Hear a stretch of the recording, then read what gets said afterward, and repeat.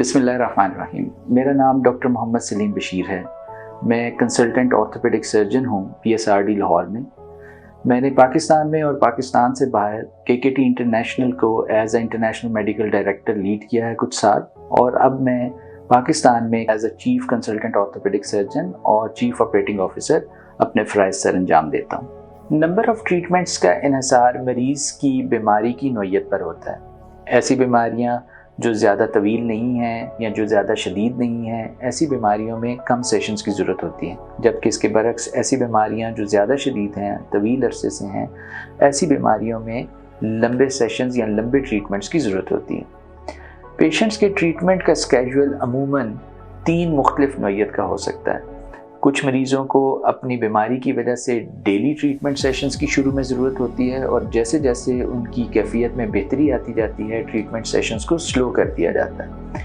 कुछ मरीज़ों को ट्रीटमेंट अल्टरनेट डेज़ पे लेने की ज़रूरत होती है, और कुछ मरीज़ों को हफ्ते में सिर्फ 2 बार आने की ज़रूरत होती है। ये तमाम चीज़ों का फ़ैसला भी मरीज़ की बीमारी और बीमारी की कैफियत की बुनियाद पर किया जाता है। KKT के ट्रीटमेंट का इन्हिसार मरीज़ की रीढ़ की हड्डी की अलाइनमेंट और ऐसी प्रोटीन्स की पैदावार पर होता है जो हमारी डिस्क और फैसेट जॉइंट्स और असाब की दुरुस्तगी के लिए दरकार होती हैं। इन प्रोटीन्स की प्रोडक्शन में बॉडी रिस्पांस बहुत ज़्यादा अहम होता है। कुछ लोगों का बॉडी रिस्पांस बहुत तेज़ी से इन प्रोटीन्स की प्रोडक्शन करता है, उनकी अलाइनमेंट बहुत तेज़ी से अचीव की जा सकती है। ऐसे लोगों को कम सेशंस रिक्वायर्ड होते हैं और जल्दी सेहत मिलती है।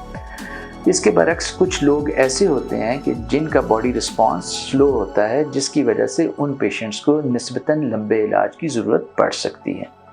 इलाज के दौरान इस चीज़ के ऊपर सब्र और तहम्मुल से चलना और अपने मुआलिज की हिदायत पे अमल करना आपके इलाज की कामयाबी के लिए नहायत ज़रूरी है। बॉडी रिस्पांस को बेहतर करने के लिए, ताकि मरीज़ इस इलाज से भरपूर फ़ायदा उठा सके, मरीज़ की न्यूट्रिशन और उसकी एक्सरसाइजेस या फिटनेस के ऊपर ख़ुसूसी तवज्जो दी जाती है। KKT सेंटर्स में मरीज़ को अपनी डाइट में क्या चीज़ें शामिल और क्या चीज़ें ख़त्म करने की ज़रूरत है, इसके बारे में तफसीली तौर पर आगाह किया जाता है।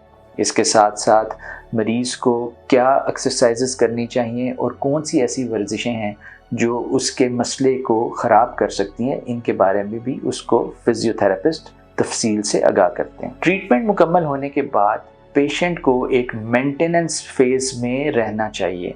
मेंटेनेंस फेज़ ये है कि आप अपने आप को महीने में 1 बार आकर चेक करवाएं।